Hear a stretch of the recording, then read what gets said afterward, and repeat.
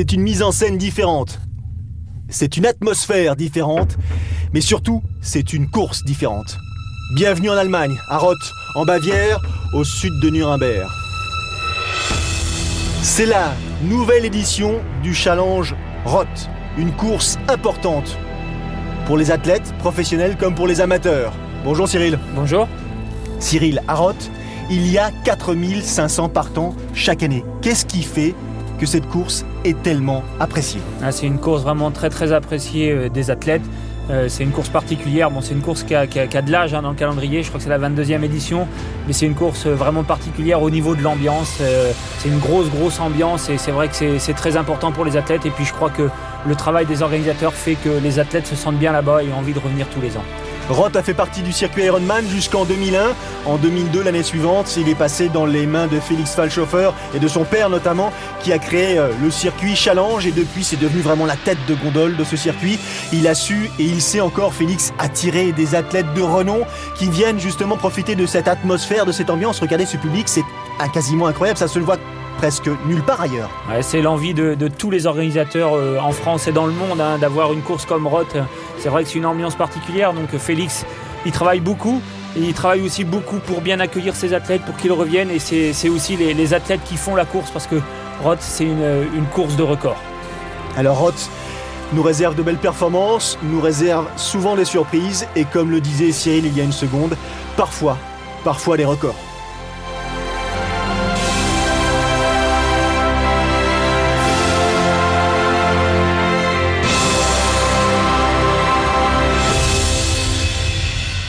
Mais avant de vivre cette épreuve, d'abord on va accorder un petit peu de temps à la présentation. Ça aussi, ça fait partie du décorum, de la mise en scène.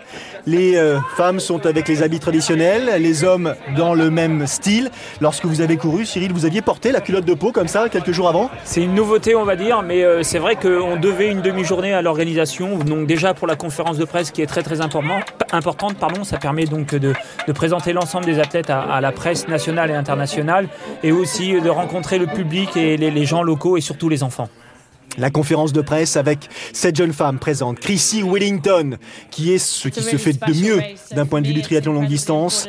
Pour l'instant, Chrissie Wellington qui a établi le record l'an passé avec 8h31 minutes et 59 secondes sur la distance Ironman, et qui là, en conférence de presse, affirme que bien sûr, elle est venue pour battre ce record. Bien sûr qu'elle a fait le nécessaire pour se préparer, et bien sûr que, comme elle, les autres athlètes présentes ont bien l'intention de tenter leur chance et d'améliorer ce temps qui paraît déjà, je dirais presque incroyable. À 8h31, c'est déjà un énorme temps, mais c'est vrai que Chrissie, elle a les moyens de faire mieux, et tout dépend des conditions. C'est vrai que le parcours s'y prête, c'est un parcours très roulant, mais après les conditions météo, s'il fait pas trop chaud, ça peut passer, mais il faut pas qu'il fasse trop froid non plus. En général, à Roth, il y a des bonnes conditions pour faire un record, et il y a beaucoup d'athlètes qui viennent ici pour battre leur propre record, en effet.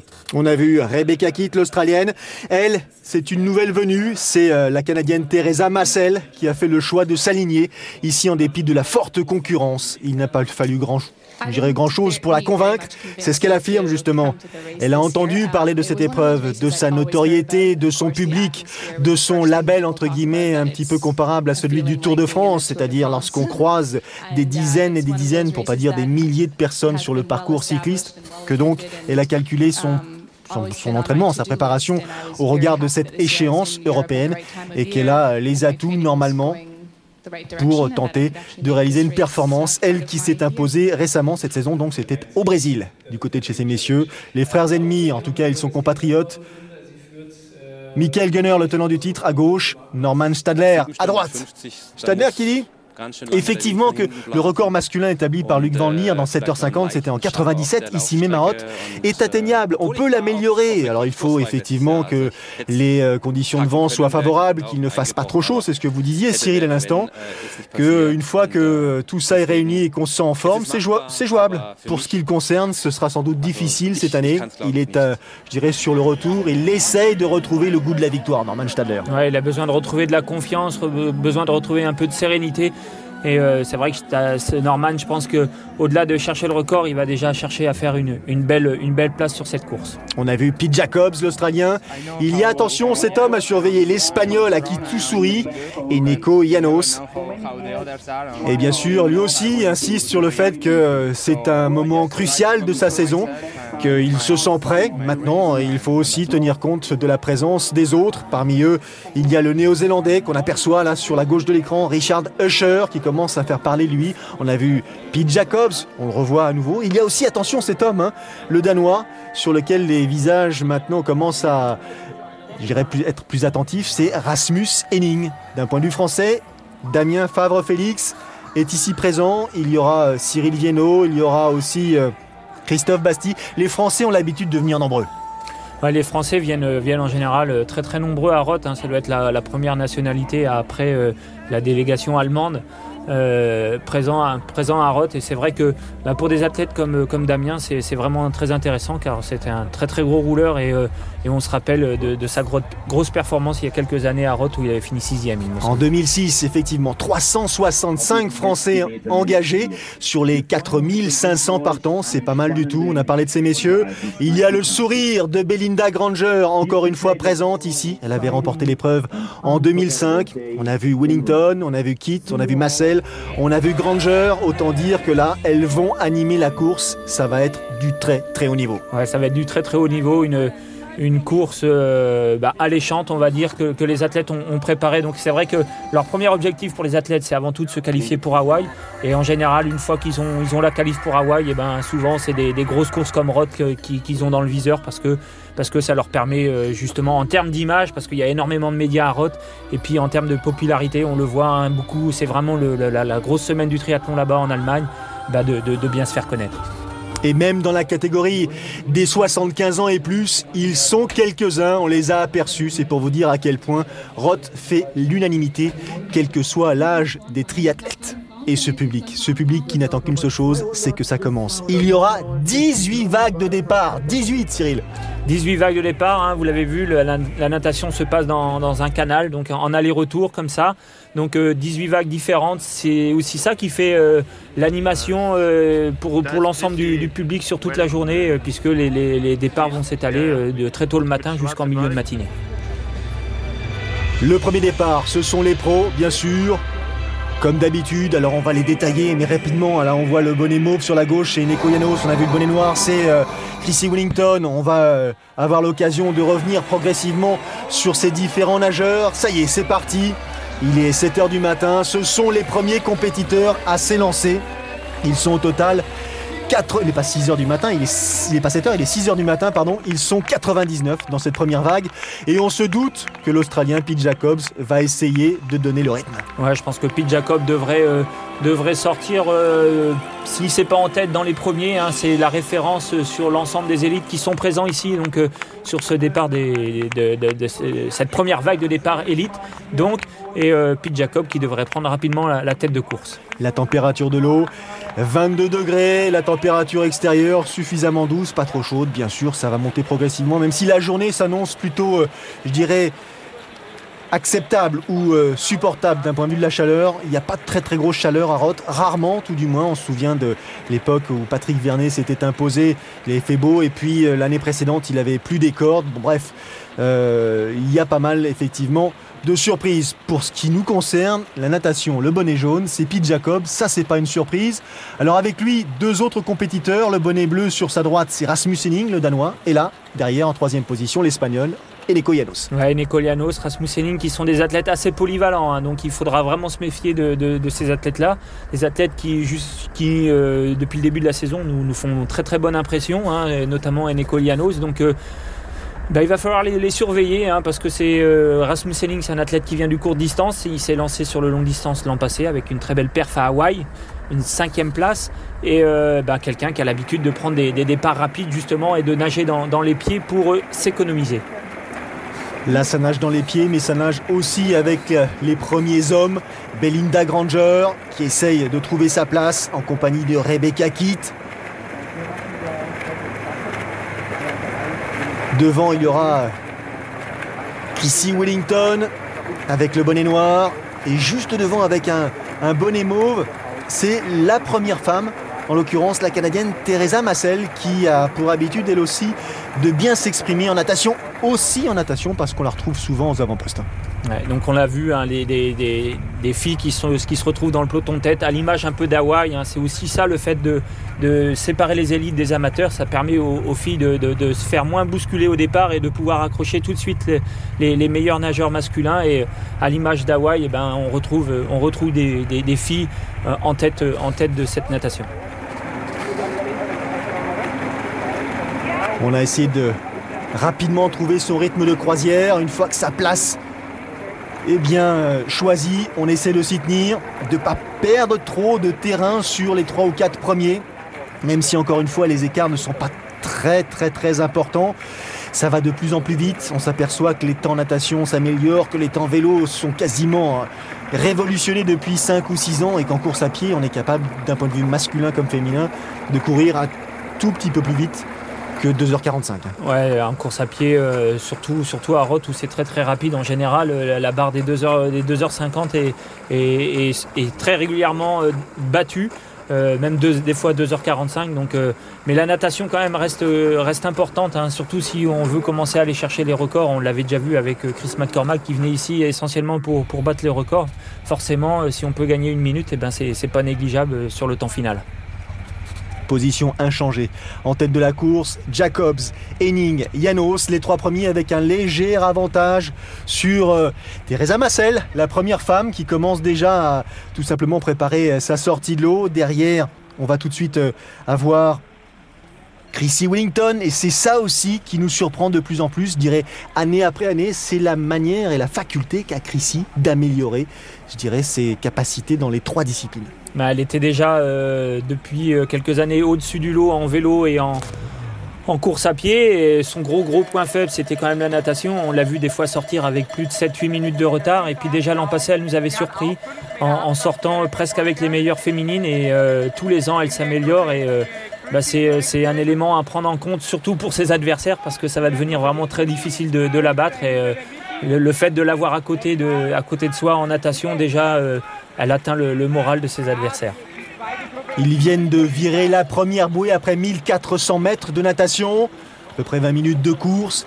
Il leur reste donc encore 2,4 km à effectuer. Et vous avez vu, hein, les positions sont quasiment figées maintenant. Ça bouge plus en tête de la compétition. Toujours les 3 mêmes lascars. Bonnet bleu, Henning. Bonnet jaune, Jacobs. Bonnet mauve, János. Ouais, donc faire attention au demi-tour, ne pas perdre les pieds, ou de garder bien le contact avec le groupe avec lequel on est, pour justement finir la natation avec le groupe.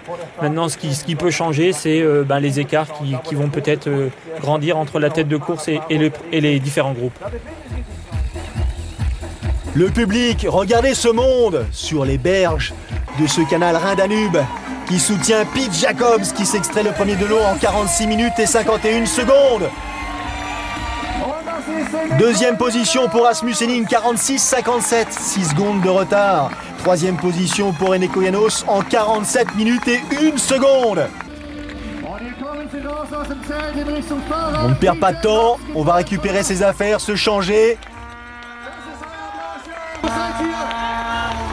Les matériels des pros sont mis à l'écart de façon à ce qu'il n'y ait pas d'ambiguïté, pas de contact. Favoriser le spectacle, c'est le sujet sur lequel vous insistiez tout à l'heure, Cyril. Tout est fait pour que ça aille très vite, et ça va tellement vite que c'est Rasmus Henning qui quitte le premier l'aire de transition, suivi par Pete Jacobs.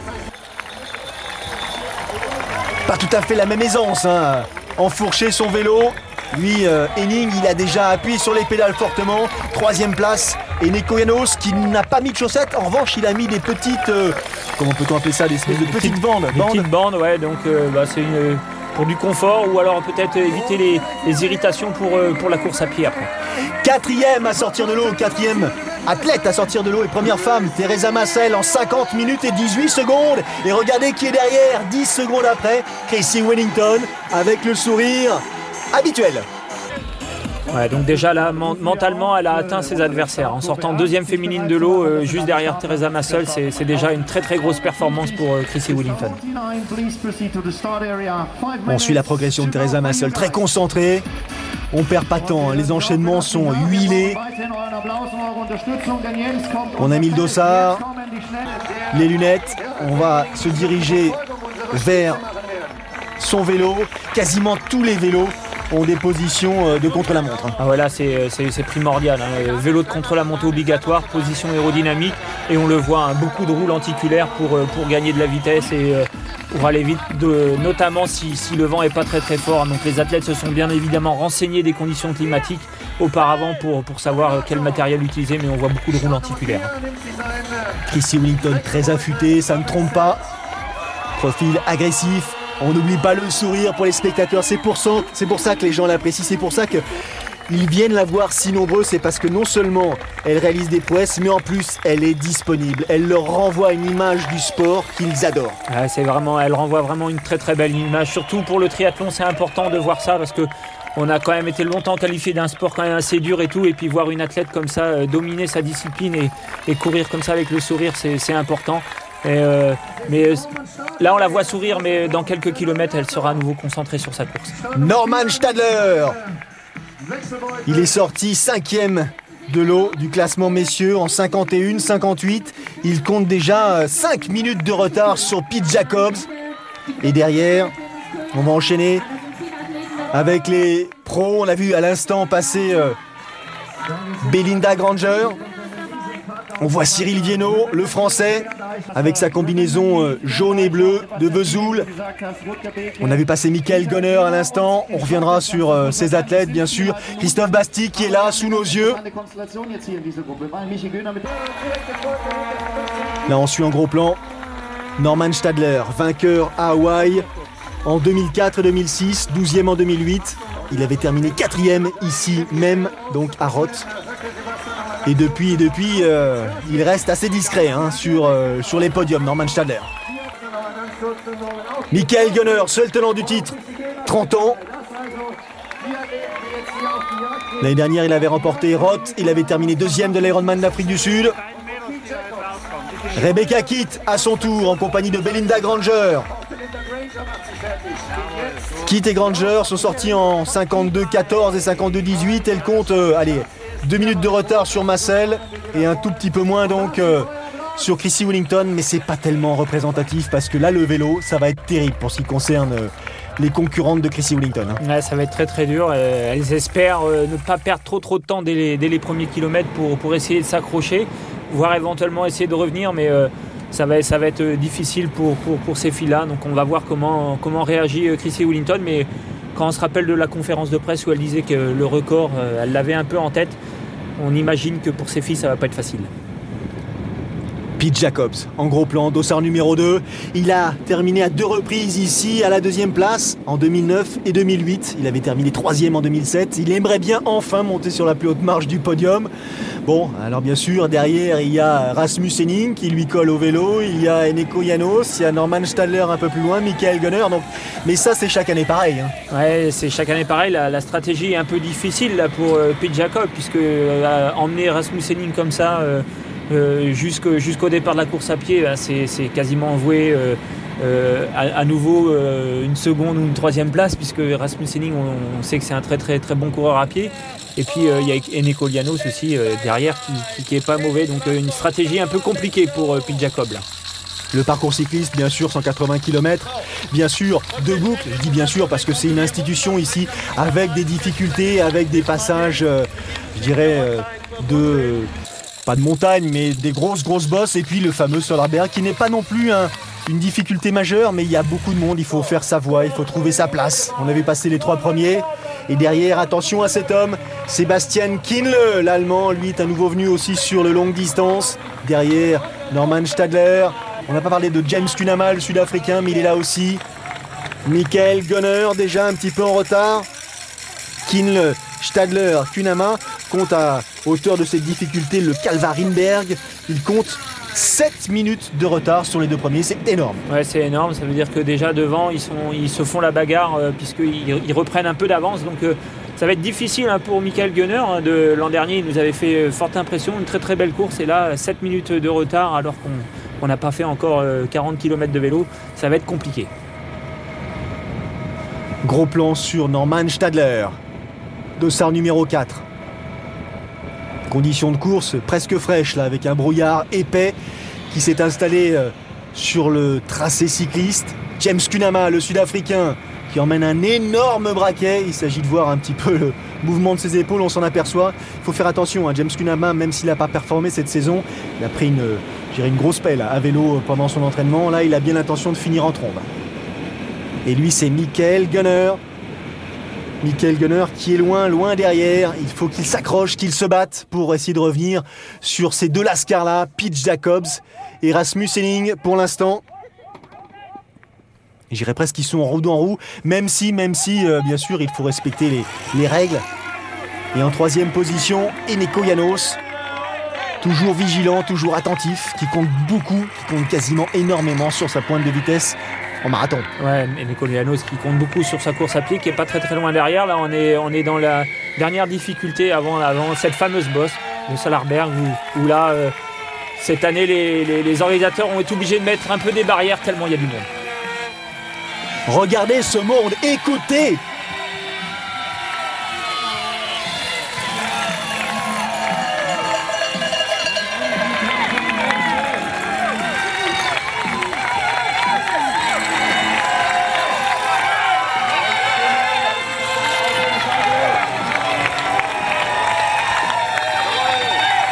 C'est ça, Roth, c'est ça le Solarberg, c'est pourquoi ils sont venus si nombreux ici participer à cette épreuve.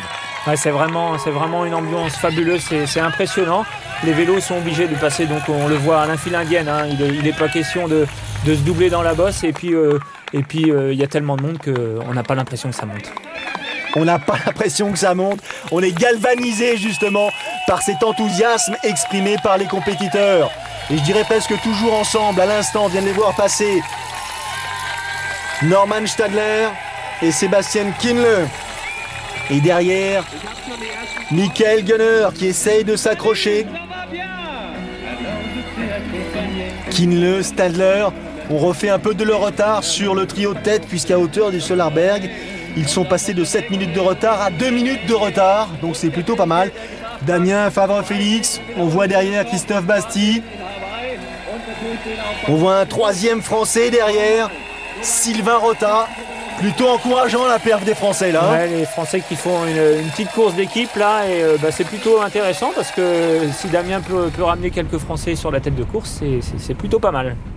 Ça, c'est la tête de course féminine ou pas tout à fait, parce que bien sûr, Teresa Massel est sortie la première de l'ère de transition. Elle a attaqué le parcours cycliste devant Chrissy Wellington. Allez, elle l'a attaqué devant pendant 4 minutes 30. Après, Wellington s'est mise en marche et là, il n'y a plus rien à faire. Et ouais, là, on la voit un peu moins sourire, il y a moins de monde, donc elle s'est reconcentrée sur sa course et on la sent vraiment agressive. Hein, elle a envie de faire la différence tout de suite. Et puis, elle fait course en tête et... derrière, je pense qu'on va se jouer les places de 2e et 3e, même si on n'est jamais à l'abri d'une défaillance ou d'un ennui mécanique. Donc les filles derrière, ça va être compliqué. Kilomètre 37, Wellington est devant Belinda Granger, qui est désormais en 2e position à 2 minutes 43. Teresa Massel est en 3e place. Rebecca Kitt, elle, compte 5 minutes de retard sur la première de ces dames, Chrissy Wellington, en gros plan, qui a encore une fois amélioré sa position sur le vélo, qui a encore une fois amélioré sa puissance musculaire, qui vraiment corrige, ou si tant est qu'il y a encore des choses à corriger, qui améliore tout du moins vraiment son sport. Ouais, tous les ans, elle apporte des nouveautés, mais c'est normal parce qu'elle était arrivée un peu comme ça, inconnue.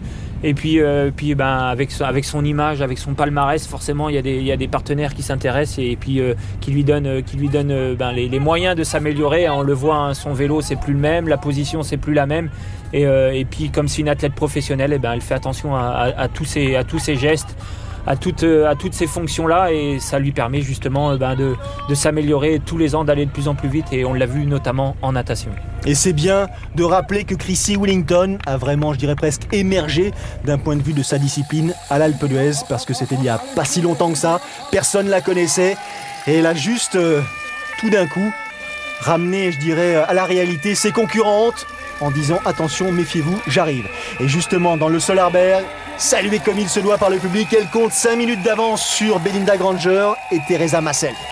5 minutes d'avance sur le Solarberg alors qu'on n'est que dans le premier tour. C'est vraiment impressionnant. Et puis, vous l'avez vu sûrement à l'image, hop, le petit sourire qui revient, il y a un peu de spectateurs. Je profite aussi de la course et puis voilà. Donc, elle fait la course devant. Derrière, Belinda Granger aussi salue aussi le public. Donc, c'est plutôt intéressant de voir toutes ces belles images. Regardez à quel point l'enthousiasme exprimé par le public est ressenti par les athlètes. Le visage de Belinda Granger, tout sourire en dépit de l'effort qu'elle doit réaliser, de la concentration qu'elle doit conserver. Ouais, Belinda Granger, en plus elle est connue à Roth, hein. Elle a participé plusieurs fois, elle a déjà gagné, donc c'est pas étonnant de la voir aussi souriante. C'est rythmé, c'est rapide, c'est Roth. On marque une pause, on se retrouve dans une poignée de secondes pour la suite de cette épreuve. De retour en Bavière, à Roth, pour le challenge du même nom. Et gros plan sur cet homme, Sebastian Kienle, jeune athlète allemand qui est venu lui aussi aux longues distances récemment, vainqueur du Half Ironman d'Allemagne l'an passé, vainqueur du challenge Crash Go. Il faut s'en méfier, d'autant qu'il organise bien sa course, Cyril. Depuis le début, il est avec Norman Stadler et il remonte progressivement sur la tête de course, sur János, sur Henning et sur Jacobs. Ouais, donc on le voit, hein, il est motivé, beaucoup de mouvements avec les épaules, donc on est là à peu près au 140e kilomètre de vélo, donc tout le monde se regroupe un peu en tête de course, donc une course qui va maintenant être de plus en plus animée, donc c'est intéressant. Et puis on le voit, les conditions qui sont vraiment parfaites avec maintenant le soleil qui a fait son apparition. Il a réussi, ce pourquoi il était venu pour l'instant. Sebastian Kienle est le leader de la course messieurs ici à Roth, version 2010. Il a pris le meilleur sur Jacobs, sur Henning. Il a emmené avec lui Norman Stadler. Derrière, il y a János. C'est pour vous dire à quel point ça s'est vraiment encore, densifié en tête de la compétition. János qui compte une petite minute de retard sur le quatuor de tête. Mais regardez, la position de l'Espagnol n'a pas changé depuis le départ. Et que dire de la position du jeune athlète allemand, très agressive et tout du moins très efficace. Ouais, très efficace. Et ce qu'il y a d'intéressant, c'est qu'il a ramené avec lui Norman Stadler. Donc pour la confiance de Norman, c'est plutôt intéressant et ça va peut-être lui donner un peu de courage et de motivation pour notamment la fin de cette course déjà, mais aussi pour Hawaï. C'est parti très vite, c'est parti vraiment très très vite. Et effectivement, on commence à souffrir. Jacobs, là, il fait la grimace. Pete Jacobs, il sent que la fin du parcours cycliste va être compliquée.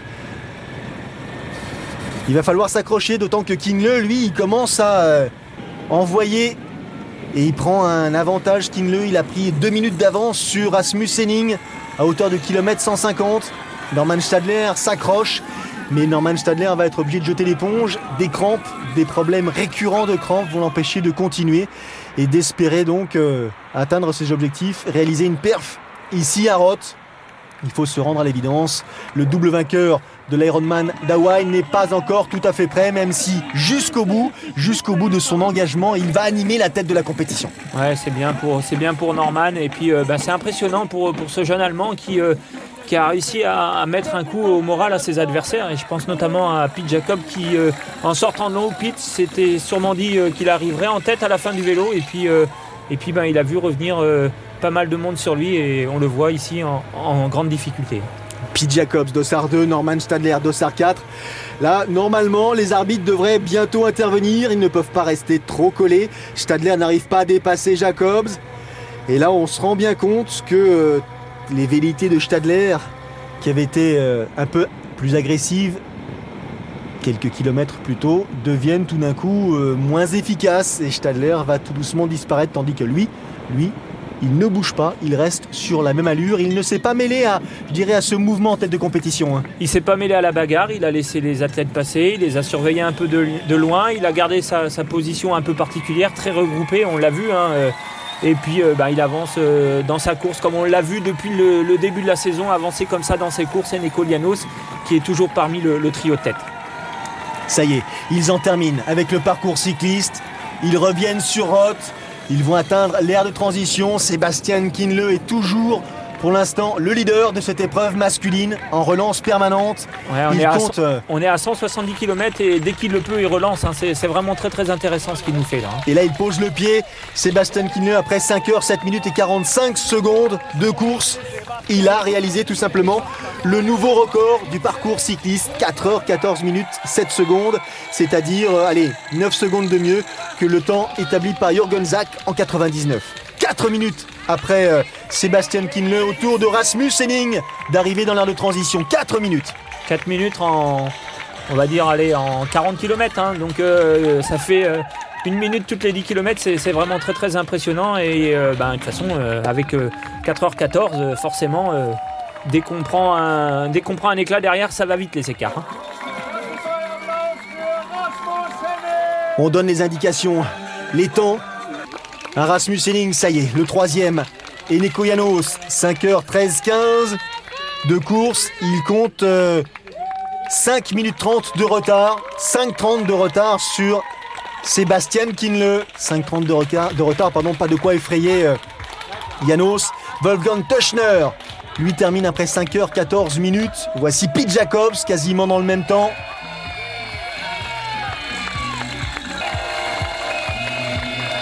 Wolfgang Töschner qui a fait le choix de mettre un t-shirt à manches longues sur le dos. Damien Favre-Félix, premier français à pointer le bout de son nez. 5h17-43, 10 minutes de retard sur Sébastien Kienle. Un gros vélo encore réalisé par Félix. Après on l'a vu tout à l'heure à peine apparaître, Cunhamar. Il y a Michael Gunner, le jeune français. Sylvain Rota, Christophe Bastille à son tour. Des Français bien placés, des Français qui animent la tête de la compétition. Et la première de ces dames, Chrissie Wellington, 5h28 minutes et 56 secondes de course. Elle atteint enfin l'aire de transition. Et tenez-vous bien, elle compte à cet instant plus de 20 minutes d'avance sur ses poursuivantes. 20 minutes d'avance, c'est énorme.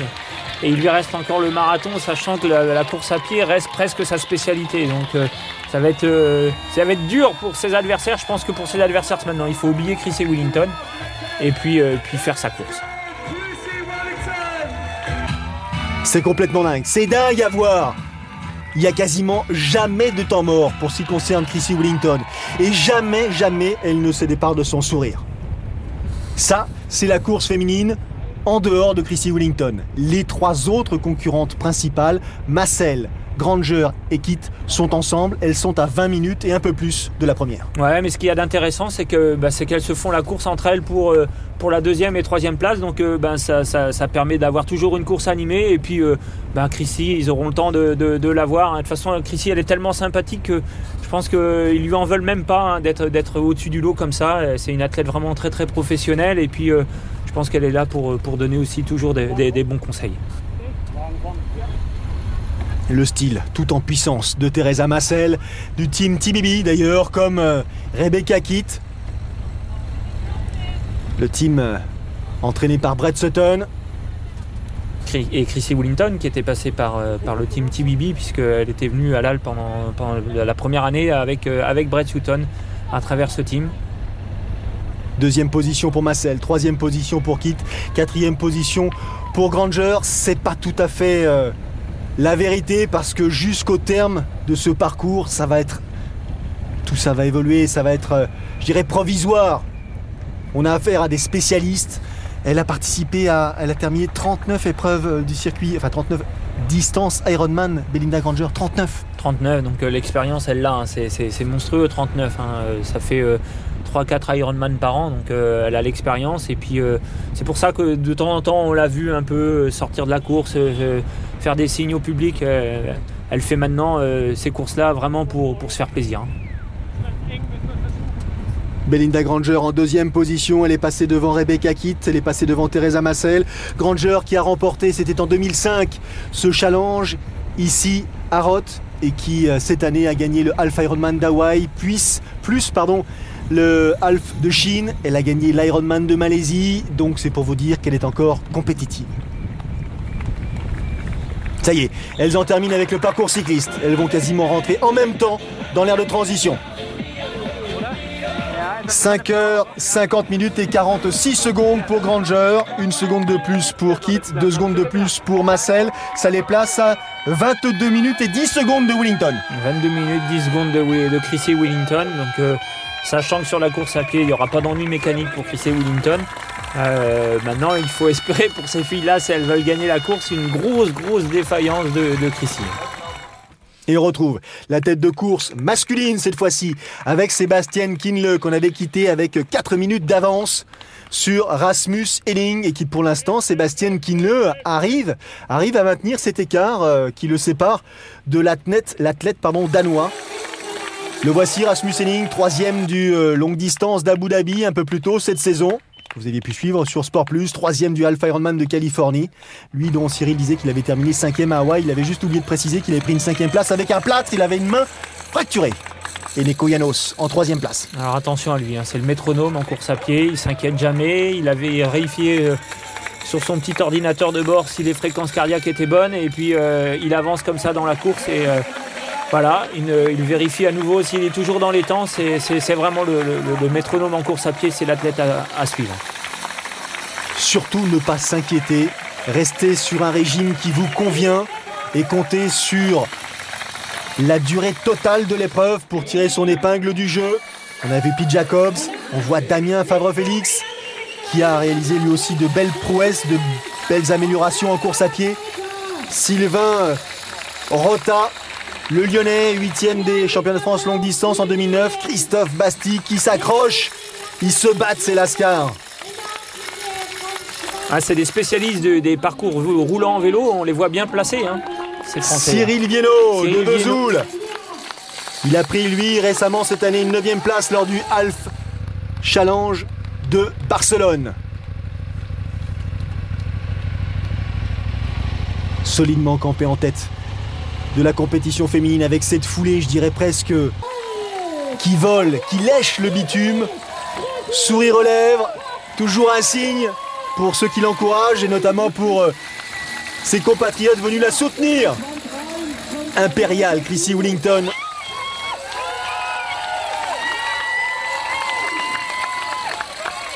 C'est impressionnant. Et derrière, on s'accroche. Rebecca Kitt. En 2e place, plus de 20 minutes de retard sur Chrissy Wellington après le vélo, mais c'est pas grave. Rebecca Kitt, elle avait pris une 2e place l'an passé ici. Elle avait réalisé un très bon temps. Elle sait bien sûr que Wellington est plus forte qu'elle, mais elle vient pour parfaire sa préparation, pour multiplier les perfs. Granger, elle aussi, a le droit à des acclamations dignes de sa notoriété. Et elle encourage justement sa jeune, je dirais pas rivale, mais son amie Rebecca Kitt, en lui disant surtout ne lâche pas, accroche-toi. Elle s'accroche, Teresa Massel. C'est sa première participation ici à Roth. Elle est en 4e position pour l'instant. Je dis bien pour l'instant parce que elle aussi, elle est capable de belles performances. Elle est très résistante.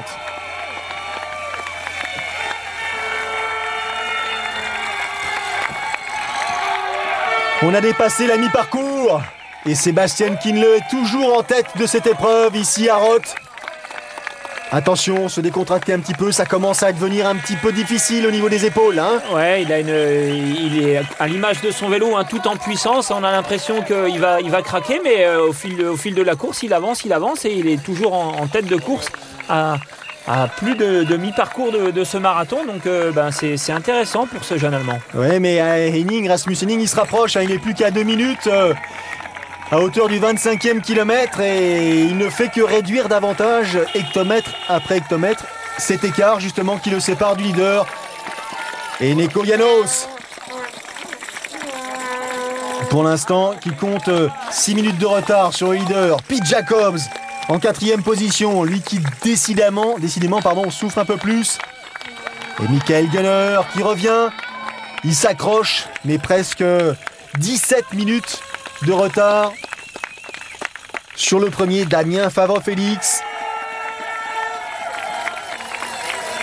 Et le public qui sait pertinemment que les athlètes ont besoin de lui. Ils ont besoin du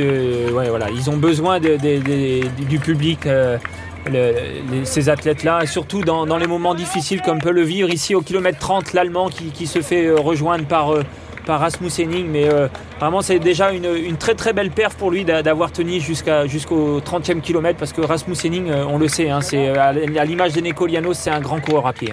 Et là il en rajoute une petite couche, Rasmus Henning, il s'arrête même pas le petit geste, pas la petite tape sur l'épaule, sur la fesse, il n'a pas le temps, il veut lui en metêtre une couche. Ouais, on n'a pas le temps, on est à 10 km, 12 km de l'arrivée, on sait jamais, si jamais il s'accroche l'Allemand et puis qu'au sprint il nous passe devant, Rasmus Henning il préfère... Il sait qu'il peut en faire un peu plus, donc il en met une petite couche. Peut-être que même quelques kilomètres avant, il a ralenti pour souffler un peu et justement accélérer au moment propice. Ça y est, c'est gagné. Rasmus Henning qui s'apprête à franchir la ligne d'arrivée ici à Roth en vainqueur.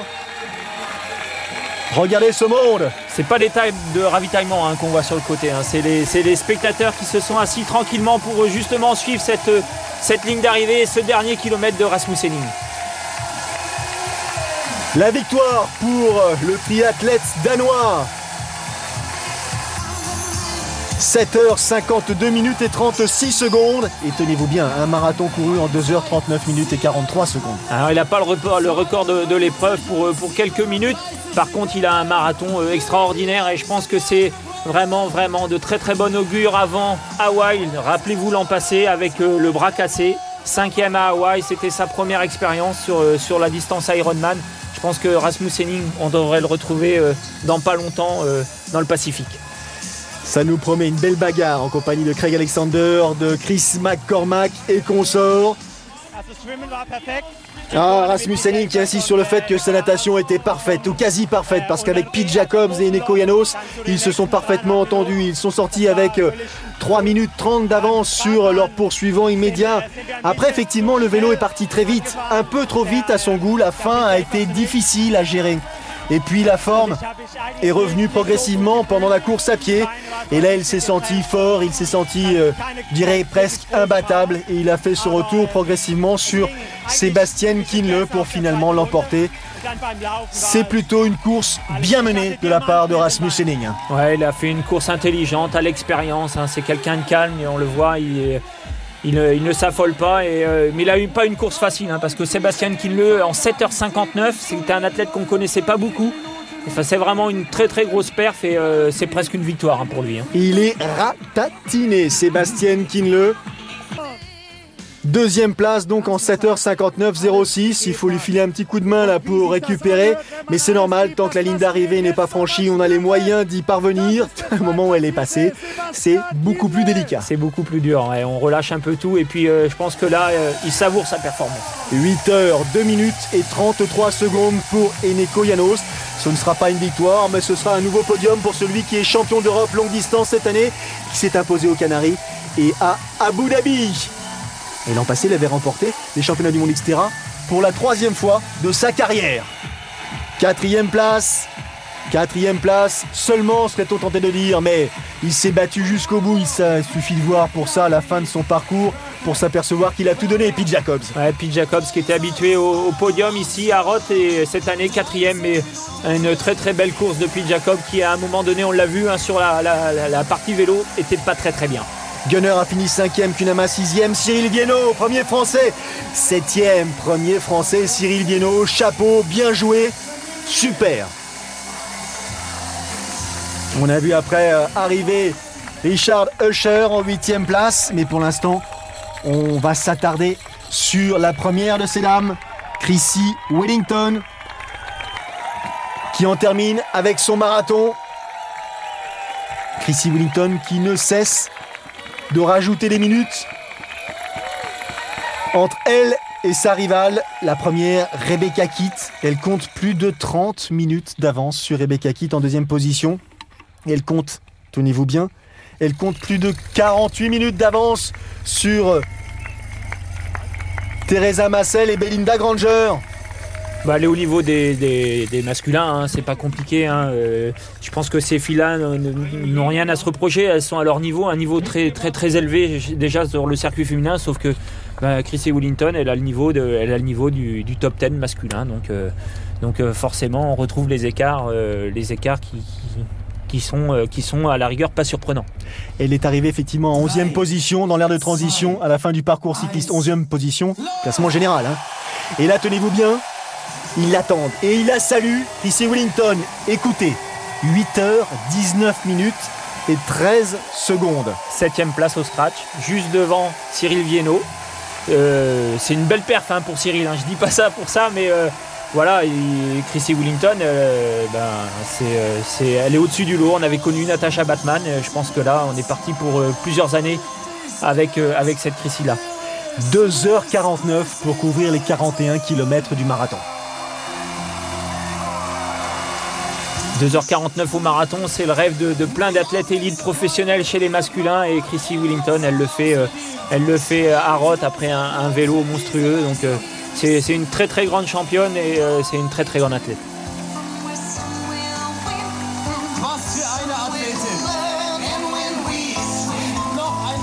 Et regardez, je dirais pas qu'elle est fraîche, mais en tout cas elle est souriante, elle est disponible, elle est là.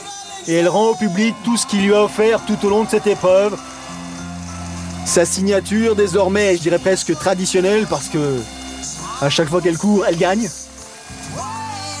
Chrissy Wellington, donc, qui après sa victoire l'an passé, réédite sa performance, mais dans un temps de 8h19 et 13 secondes. C'est désormais le nouveau record du monde d'un point de vue féminin sur la distance Ironman.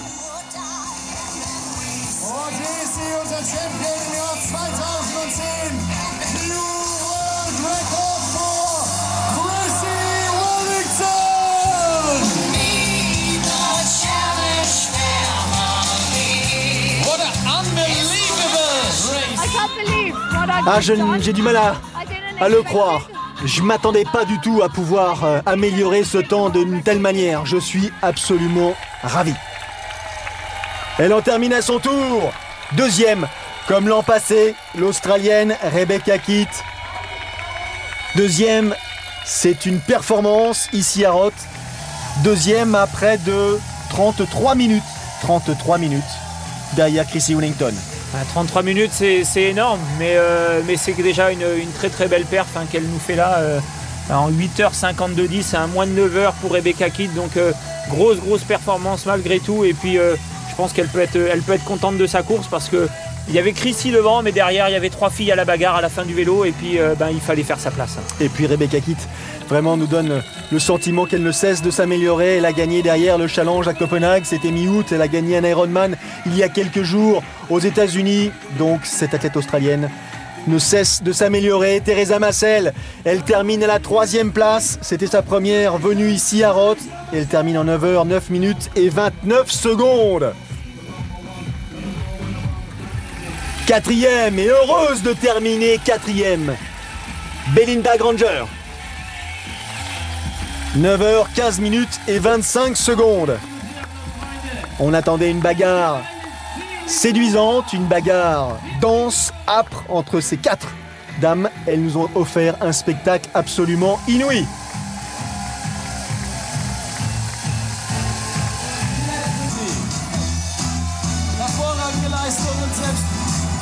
Applaus von Chrissy Wellington.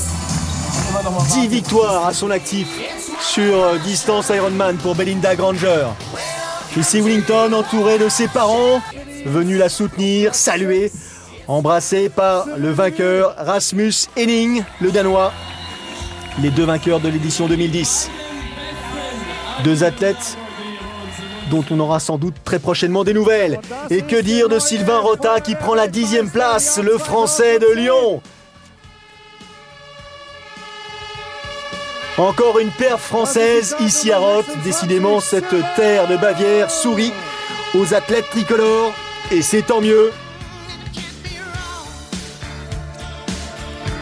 Belle perf, 10e à Roth, c'est vraiment une très très belle perf. Et, il a tout donné, on le voit là sur les images. Je pense que là, la récup va être importante. On marche un petit peu de travers là, on ne sait plus tout à fait l'heure qu'il est. On salue Cyril Viennot, il prend la 11e place. Damien Favre-Félix, 10e en 2007, 6e en 2006. Lui qui a remporté cette année Le trio Bernay, celui du lac de Der, deuxième du longue distance de 3. Encore une belle perf à son actif, chapeau. Alle Sieger, alles großartige Sportler.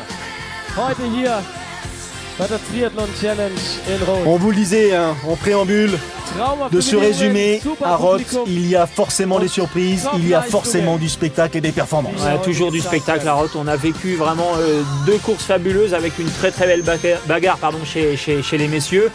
Une fille qui est sur une autre planète, Chrissy Willington. Mais on a vu l'ambiance des athlètes qui sont heureux d'aller courir là-bas à Rhodes, tellement ils sont bien accueillis, tellement l'ambiance est particulière. Et puis des records qui à chaque fois peuvent tomber, et on l'a vu cette année. Donc à nouveau avec Chrissy Willington, mais aussi le record sur le parcours vélo chez les messieurs. Pour Sébastien Kienle. Et la fête va se prolonger effectivement au gré des arrivées tardives pour les uns ou pour les autres. Une seule chose compte pour ces athlètes, en terminer.